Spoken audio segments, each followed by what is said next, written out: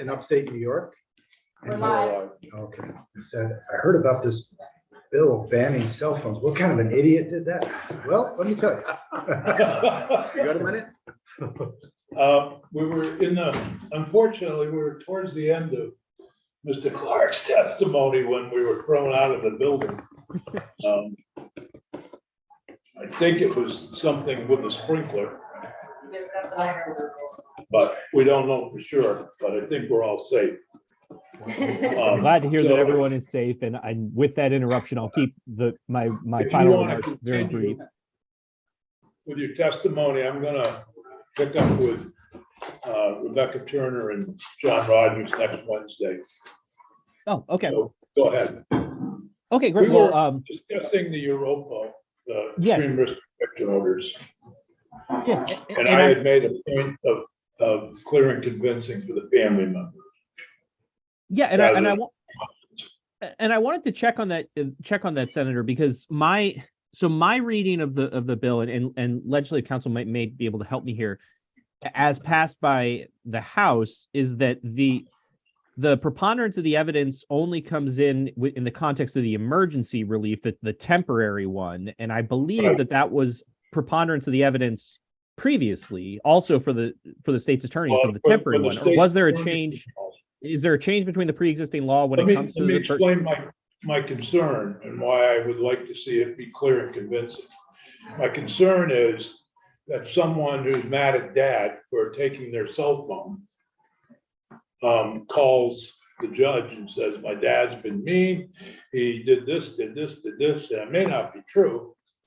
Dad, there should be clear and convincing evidence that dad is a danger to himself or others and have his firearms rather than a preponderance. That's my only argument. I worry that, I worry about that. So that's been my concern all along about that. Back when we wrote the bill, there were those who want us to expand to family members, doctors, nurses, etc. And we kept it that you needed to go through the state's attorney. And I'm okay with family members at this point. My concern is the standard of proof.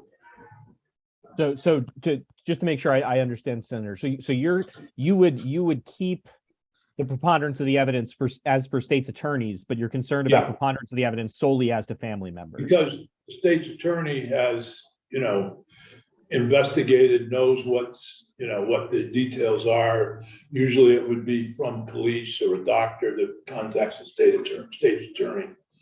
The original bill, quite frankly, that led to us with extreme risk protection orders was a high school teacher who had been fired and had a number of guns and was making threats over the internet to various people, and a doctor working with him. There was no way to deal with that under current law, but the doctor was able, along with the police chief, able to convince him to give up his guns because of the danger. And it all worked out, but that's what led to my sponsorship of the bill. So the police have been through it, the doctor has been through it, they contact the state's attorney. State's attorney has details and they do temporary order. And I'm fine with that being preponderance, but I'm worried when it's just somebody at 10 o'clock at night calling the court for similarly to a abuse order. Mm-hmm. And I would like, in this case, to be clear and convincing rather than preponderance. So I totally see that point, and I guess where I would come down is, when we're in the context of a temporary initial order, that would be followed up with a fuller hearing on the merits that could have that would have the clear and convincing standard. I think there is a benefit to a preponderance of the evidence standard. I would also be curious, at the temporary stage, I can see a situation where it's gone through, an investigation and then there's an attempt at a temporary order. But, if we're dealing with the, person who's in the middle of a mental health crisis and you're seeking a temporary order, the day they're in a mental health crisis, I'd be curious how much of an evidentiary difference there would be, how different the evidentiary record is going to be if there's been a police investigation versus it's just a family member calling the court directly. That I understand that I guess there would be a police report written up where the officer is writing it down, but I mean the officer would just be taking statements from the person who was there, who witnessed these events. And so in either case, what you're seeing in that case, the officer might contact the state's attorney and do it through the state's attorney. that, yes, and I absolutely understand that. I'm looking at how it's a direct request between the family member and the court. Mhm. And I feel like more likely than not isn't good enough for me. And I appreciate that concern. I guess where I come down is that in either case, it's going to be, the sworn testimony of the witness who saw, the events that is raising to the concern. And I get that there would be the additional steps of, a police officer and then going to the state's attorney. But in either case, what you're essentially relying on is the sworn testimony of the person who's witnessed these events. And I do feel that there's, judges, the preponderance of the evidence is the same civil standard. The judge is going to have to make credibility determinations as to it, and is going to have to gauge, the question of, okay, is this just a, angry teenager who had the phone taken away, or is this far more typical, or is this a serious credible threat? In my view, having the preponderance there is important because, okay, there's clearly a dispute going on in this household. There's clearly, anger and tempers in this household. Removing the firearms for a temporary period and then having a fuller hearing on the merits, does not strike me to offend notions of procedural due process, and strikes me to be good policy. I think that, preponderance of the evidence, and it sounds to me like your concern, Senator, is more of a policy consideration rather than a constitutional one, because I think preponderance of the evidence would, it's well standard for civil, so I think it would be fine. And I appreciate your view of it. And I appreciate your comments. The problem is there is no due process for that individual who's having firearms taken away. With respect, I think there is in that 14-day period. I think that, yep. Many of the temporary orders are not acted on for permanent for the 6 months period. I think I forgot what the record was.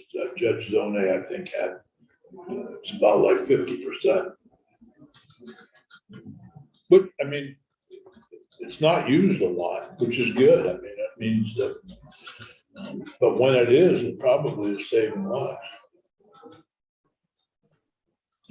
Senator, just on the due process part, I think, when it comes to these ex parte or parte orders, when the other side isn't initially involved, my understanding is that they have to receive notice, and it also there has to be a risk of imminent harm that can't be repaired or remedied by money. So, for example, violence. And my understanding is that as long as that person is notified and they have the opportunity to go to a hearing after 14 days, it does follow the due process provisions and policies. I don't remember what the Supreme Court cases are that might govern that, but I could look that up. my only concern with that particular section is the standard. Frankly. And I appreciate that concern, and I feel like I've said my point on it, but I do believe this would comply with due process. Using a Matthews test, the ex parte part is only done in these very limited circumstances, just, similarly to when you would have a, in a civil context, an ex parte temporary restraining order. You would have, the bulldozers going down the street to demolish the historic building. You get the order, you serve it on the other party, and then you have, you take the 14 days to resolve the dispute, at a preliminary injunction proceeding. It seems to me to, comport with the traditional ways that this sort of equitable jurisdiction is used. And I think preponderance of the evidence stays with that, in particular, because yes, while it is a preponderance of the evidence for the points that the other senator just pointed to, you have to be showing an imminent risk of extreme harm. Those are things that raise what you have to do in this context. Thank you. Other questions for Mr. Clark? You've been helpful. I appreciate it. I do get a lot of information from the Giffords Center. I've looked at it, so we do appreciate that too. Of course, I get information from a lot of people. Some of it's more valuable than others, but I appreciate the work that you all do. So thank you very much for being with us today. Well, thank you very much, senators. I Sorry really for the appreciate it. interruption. I'm sorry for the interruption, but last time it was a toaster.